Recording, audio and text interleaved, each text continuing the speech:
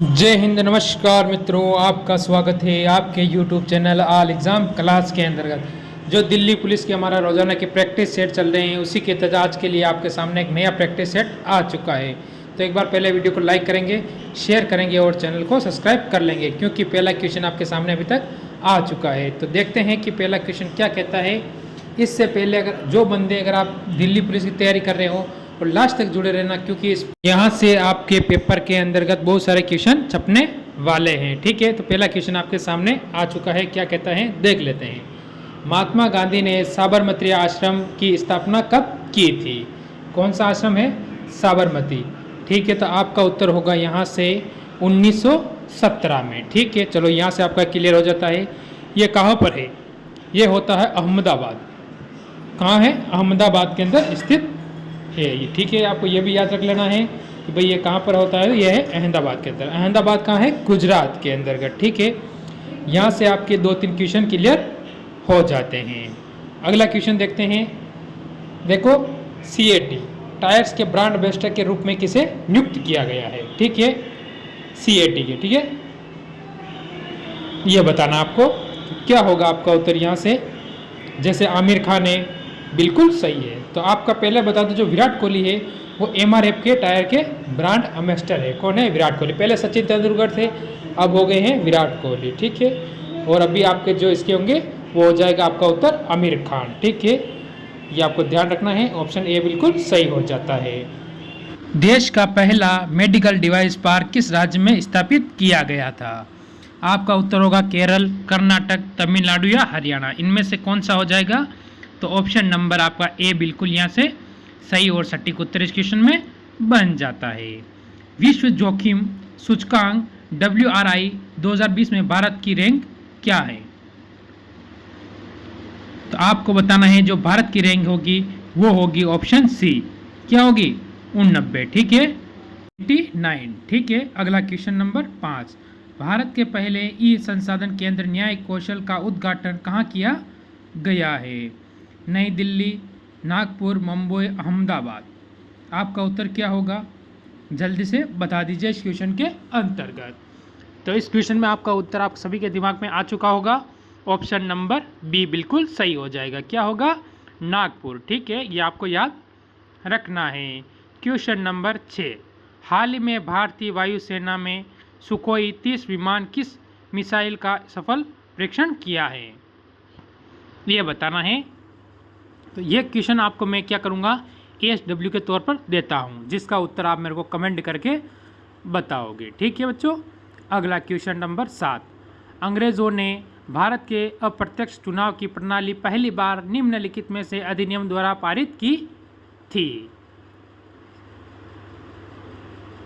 ये बताना है। तो कौन से? वो है 1892। यानी ऑप्शन आपका यहाँ से डी बिल्कुल सही और सटीक उत्तर बन जाता है। स्वतंत्रता से पूर्व रियासतों में कौन सी रियासत सबसे बड़ी थी? सबसे बड़ी रियासत आपको बतानी है कि वो कौन सी थी। जैसे हैदराबाद, कोच्चि। तो आपको पता है कि सबसे बड़ी कौन सी होती थी? हैदराबाद ही थी। ये सभी को पता है, क्योंकि आपको पता होना चाहिए। जो हैदराबाद के बारे में थोड़ी जानकारी ले लें तो ये कुल रियासतें कितनी थी? 563। ठीक है, उसमें जो हैदराबाद की जनसंख्या अगर आप देखो तो वो थी 1.5 करोड़। ठीक है, कितनी थी? 1.5 करोड़। ये आपको ध्यान रखना है, इसकी क्या थी? जनसंख्या। ठीक है, यहाँ से आपका ये क्वेश्चन भी क्या हो जाता है? क्लियर हो जाता है जनसंख्या के बारे में कि कितनी जनसंख्या थी, सबसे बड़ी कौन थी। क्वेश्चन नंबर आपके सामने 9।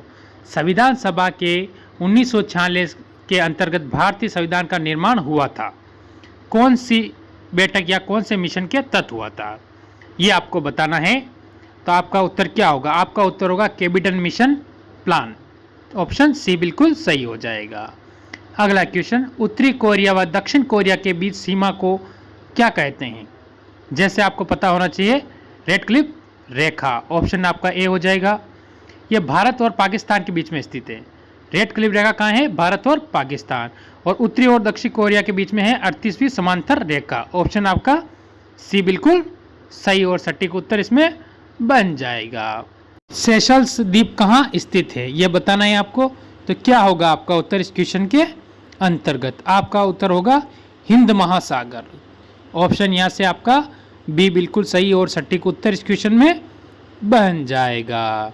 अगला क्वेश्चन देखते हैं क्या कहता है आपके सामने, देख लेते हैं। 1955 में कौन से बैंक का नाम बदलकर स्टेट बैंक ऑफ इंडिया का नाम रख दिया गया था? कौन सा बैंक था, उसका नाम क्या किया, बदल दिया गया था? तो आपका उत्तर होगा यहाँ से इंपीरियल बैंक ऑफ इंडिया, यानी ऑप्शन आपका यहाँ से डी बिल्कुल सही और सटीक उत्तर इस क्वेश्चन में बन जाएगा। निम्नलिखित में से कौन सी गैस अम्ल वर्षा यानी का कारण बनती है?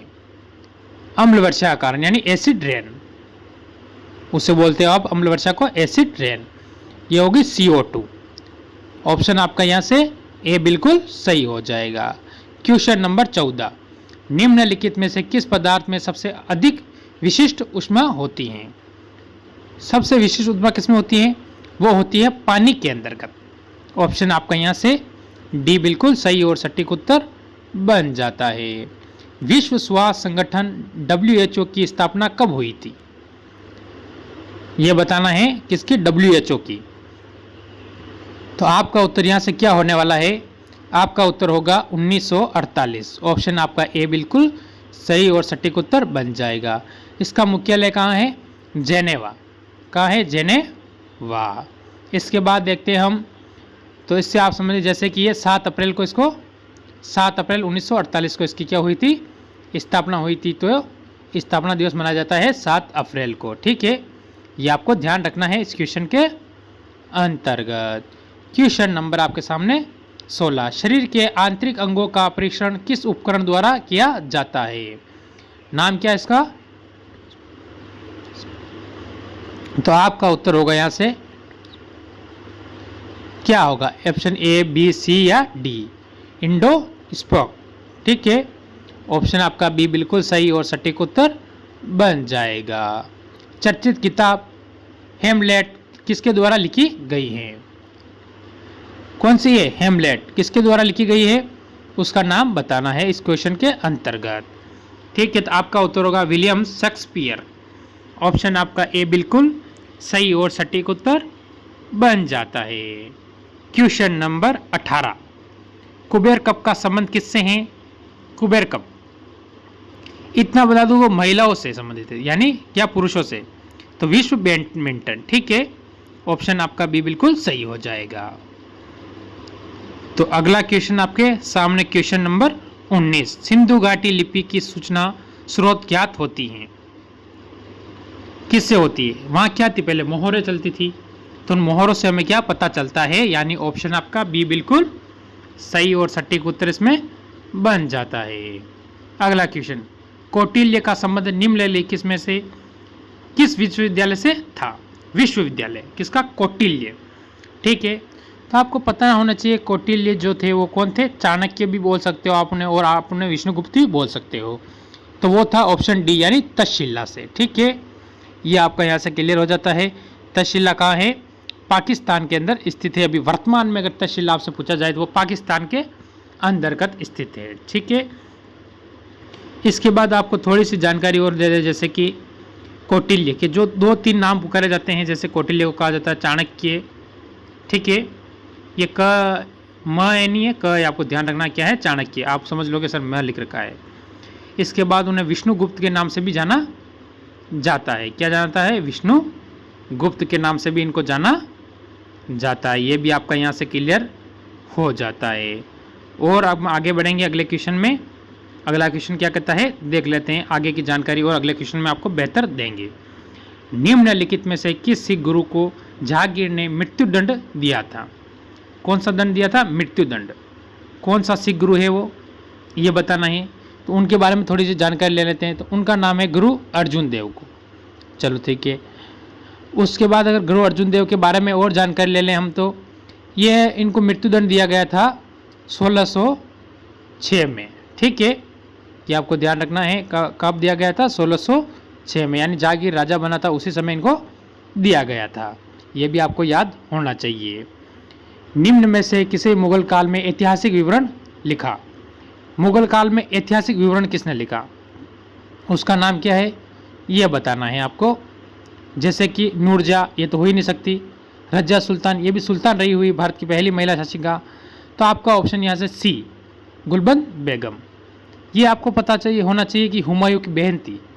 किसकी बहन थी? हुमायूं। ठीक है, हुमायूं क्या थी?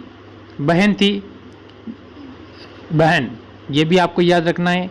और इसको आप भले ऐसे मान लो, या फिर क्या थी? बाबर की पुत्री थी।